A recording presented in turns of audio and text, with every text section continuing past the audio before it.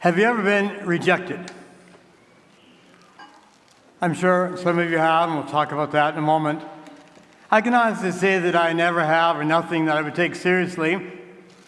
Oh yeah, when I was a kid, and especially in middle school or high school during PE class or intramural events, they'd have two teams. The captain of each team would pick the members of their team, and I was usually among the last to be chosen.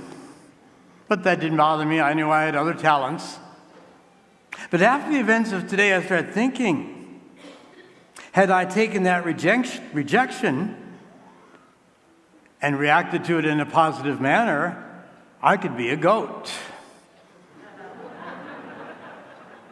2000, the year 2000, a young quarterback from the University of Michigan was picked 199th in the 6th round. We know his name is Tom Brady.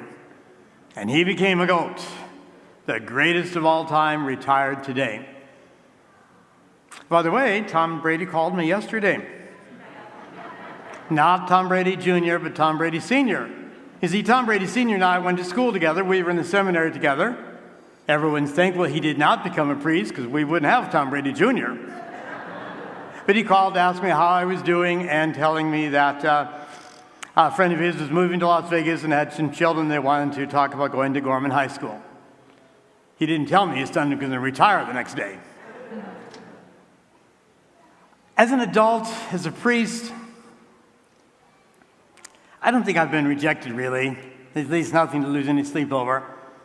One time I was on a plane going to Reno. I was going up in the morning and come back in the afternoon. So I wore my clergy attire. It was Southwest Airlines, and you pick any seat you want. So I took a seat near the window, and someone came down the aisle. They were going to sit next to me, and they looked at me wearing my collar and said, "Oh, no, not today, Father."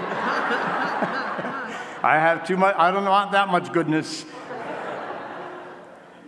Another time, I was selected for jury duty, and I really wanted to serve. So I did not wear my clergy collar, and I went down to the jury pool. I said, "What do you do?" And I said, "I'm a Catholic priest." And they said, "Oh, well, excuse me." I said, "No, I want to serve." They said, "No, someone's going to know you're here, and you're going to intimidate the entire courtroom," so they excused me. A year later, I got called again, and I did not want to serve, so I wore my collar saying, "I'll get out of it." Wouldn't you know it, I served. Not only did I serve, I was foreman of the jury. It was a great trial. But I know here, very seriously, that some of you have been rejected because of your skin color, your ethnicity, the accent of your voice, your sexual orientation, your accent, your lifestyle, your clothing, your dress, whatever. And that hurts me very much. Because I believe we're all God's children. God does not love any person or any group of persons any more or any less. We're all equal in God's eyes. Wouldn't it be great if we all treated each other like brothers and sisters? I ache for you who are victims of discrimination and bias and bigotry. That is simply wrong. It's a sin in our society, and it goes on to this present day. So how did Jesus handle rejection? Well, last week we heard his inaugural address in his hometown of Nazareth. "The Spirit of the Lord is upon me. He's anointed me to bring glad tidings to the poor," and so on. He said, "This is me. I am the anointed one." But in the inaugural address in Matthew's Gospel, what we call the Sermon on the Mount, Jesus said this about rejection: "Do not return evil for evil." It's no longer eye for an eye or tooth for a tooth. Turn the other cheek. That's what Jesus preached. Did he practice it? He sure did.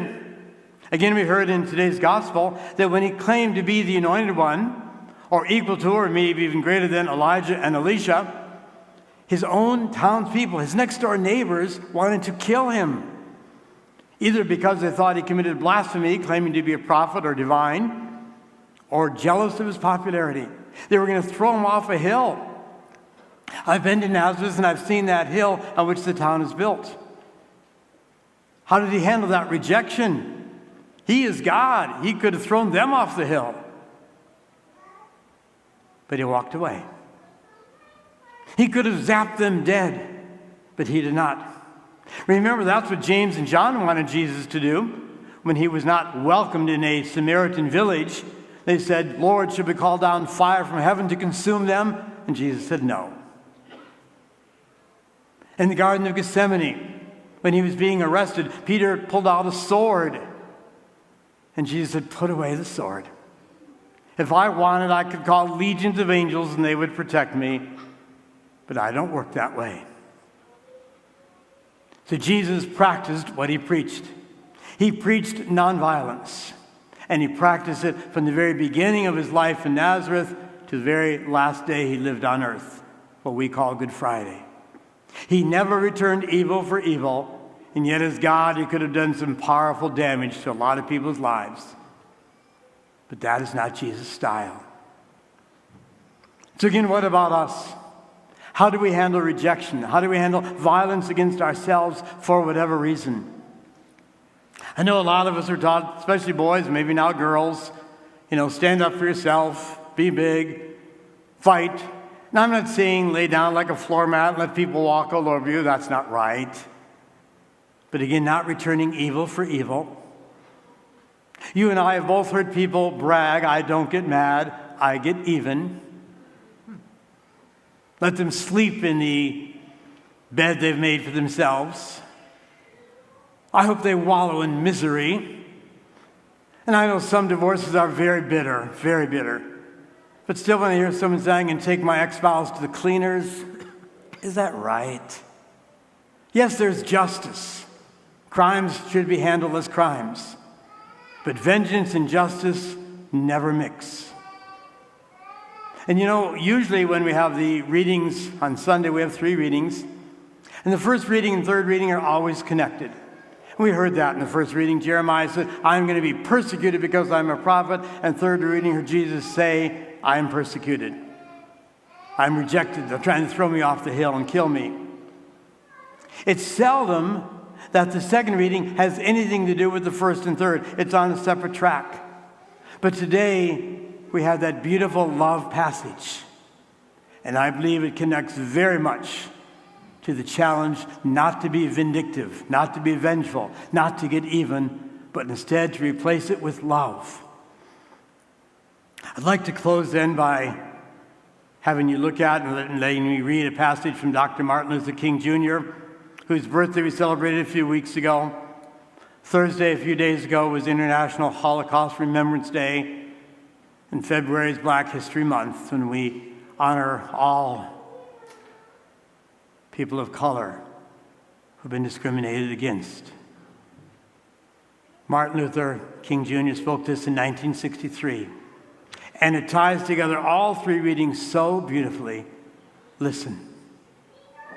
We shall match your capacity to inflict suffering with our capacity to endure suffering.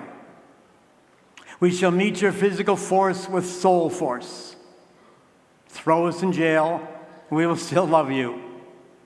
Send your hooded perpetrators of violence into our community at the midnight hour and beat us and leave us half dead, and we will still love you. But be assured that we will wear you down by our capacity to suffer. One day we shall win freedom not only for ourselves, we shall so appeal to your heart and conscience that we shall win you in the process, and our victory will be a double victory. For love is the most durable power in the world. The greatest of these is love. Amen.